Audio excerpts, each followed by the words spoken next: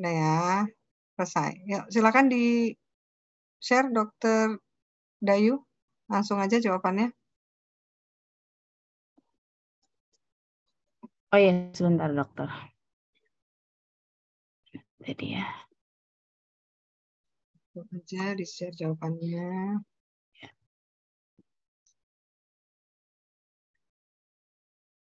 Ya, langsung dijelasin aja. Udah jam segini. Ya, definitif diagnosisnya jadi sudah jelas tadi ya, ada ureterolithiasis, ada nefrolithiasis dextra juga. Kemudian ada ini ureterolithiasis dextra ya, Dok. Lupa saya. Ya, dextra. Kemudian ada hipertensi grade 1 sampai dextra ya. Dextra. Hipertensi grade 1 dan gastritisnya bisa juga masuk ya. Oke. Kemudian masalah non klinisnya ini merokok, minum kopi 3 kali sehari, kurang minum air, sering mengangkat barang berat. Kemudian planning of terapinya.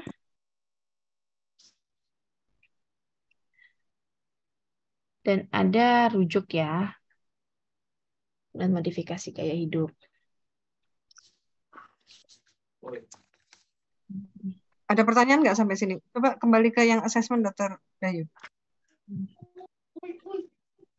Ya, ini ya cara menuliskan assessment kalau sudah tegak. Tadi kan udah ada BNO IVP yang sudah bikin lebih jelas ya.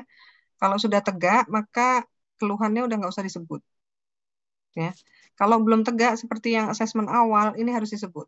Dan cara menuliskannya memang begini, nyeri pinggang kanan, et causa, suspek apa, DD, suspek apa, DD, suspek apa, boleh.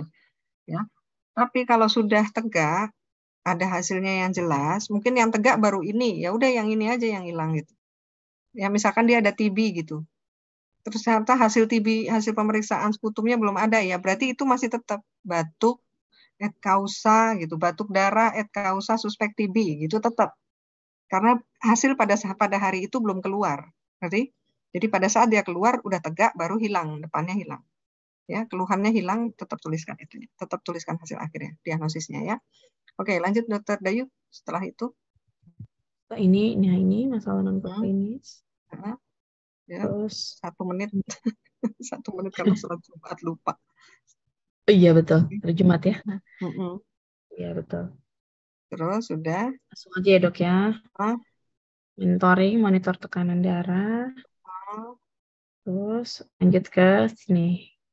Sebenarnya monitornya banyak ya tadi. Tadi salah satunya disebut suci tadi. Sempat suci tadi nyebut, terus ingat itu bisa buat monitor. Ya, oke lanjut. Berikutnya nggak apa-apa nih, latihan aja dulu. Ini. Ya, perjalanannya.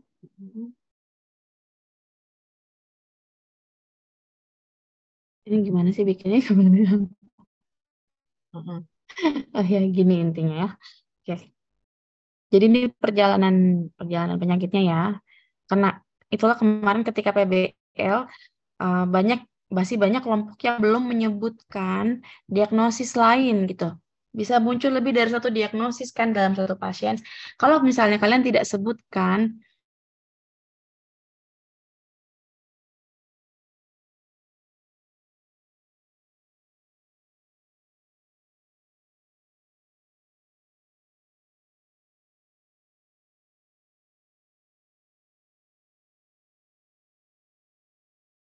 Halo? Ini saya yang putus apa Dokter Dayu ya? Saya Dokter Dayu, dok. Oh, oke. Baik. Jadi saya lanjutkan ya, Dokter Dayu yang putus. Jadi kalau hati-hati diagnosisnya, kalau memang lebih dari satu ya sebutkan ya, karena kalau tidak disebutkan berarti kalian nanti akan abai terhadap tata laksananya. Ya, kurang lebih seperti ini ceritanya. Kalau sudah berarti sudah selesai, dan yang terakhir nanti saya share ini ya linknya untuk refleksi. Kalau kalian mau ada pertanyaan boleh silahkan Nanti boleh dituliskan satu kelompok aja boleh, satu angkatan nanti dikirimkan ke Dokter Dayu atau ke saya boleh. Ya, satu lagi yang Lempar. Apa dok lempar? oh, Sinyalnya oh, jelek. oh, habis kamu hilang. Oke, silakan Dokter Dayu. Kelempar doknya saya pakai HP dok, masih laptopnya masih belum bisa sebentar. Oh, oke. Saya share screen ya. Iya, maaf ya dok. Sebentar. Aduh, ketutup lagi. Sebentar. Aduh, ketutup. Sorry. Share screen.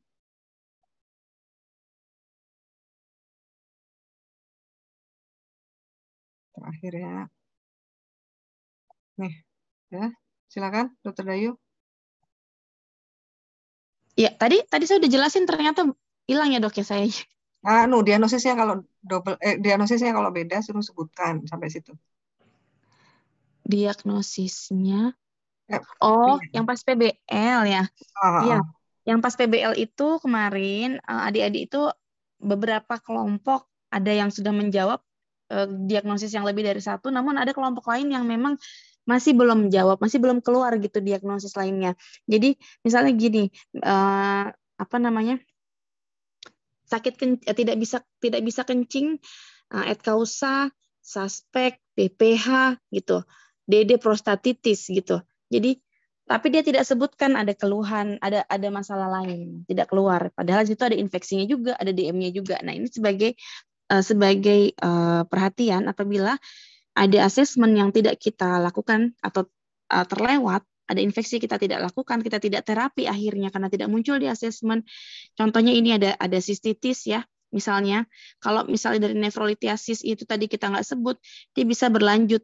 Ujung-ujungnya bisa terjadi sistitis juga, bisa infeksi, bisa ke pilonefritis, dan bisa jadi sepsis gitu. Kemudian dari nefrolitiasisnya tadi, di sini ada perjalanannya ureterolitiasis, vesikolitiasis turun ya, uretrolitiasis, bisa jadi retensi urin, hidronefrosis, gagal ginjal, dan kematian. Jadi ini adalah penjelasan mengenai perjalanan penyakit yang semua awalnya itu dari riwayat keluarga batu ginjal, kemudian dari segi faktor risikonya dia sudah ada dan terjadilah batu ginjal itu sendiri. Dan ini bisa berkembang menjadi banyak. Ya, Ini salah satunya. ini yang disebutin panah-panah ke bawah yang belum terjadi ini dapat terjadi. Makanya ini yang dimonitor.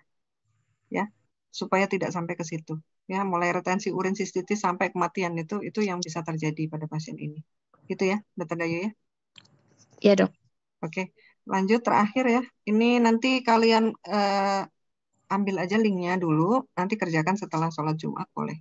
Tapi itu tetap jadi aktivitas ya, penghitungan aktivitas, bagian dari penghitungan aktivitas. Baik, mungkin sudah Dokter Dayu. Ya, baik. Alhamdulillah sudah selesai clinical reasoningnya. Di sini saya sudah punya daftar keaktifan ya, Dek. Ada banyak sekali nama dan NIM yang sudah saya catat di sini. Jangan khawatir nih nggak sia-sia ya, daftar nama yang tadi sudah ngomong nggak harus betul, pokoknya sudah aktif. Nanti akan jadi tambahan untuk nilai akhirnya.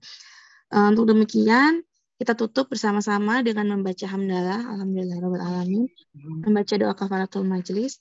Subhanakallahumma bihamdika asyhadu alla ilaha illa anta astaghfiruka wa atubu ilaik. Terima kasih.